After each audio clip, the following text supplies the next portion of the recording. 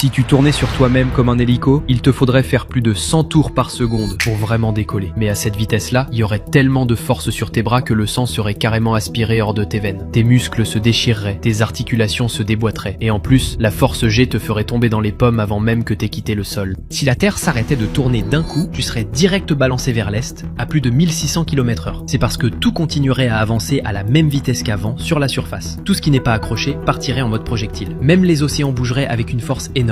Et comme l'atmosphère continuerait aussi, il y aurait des vents de malade partout sur la planète.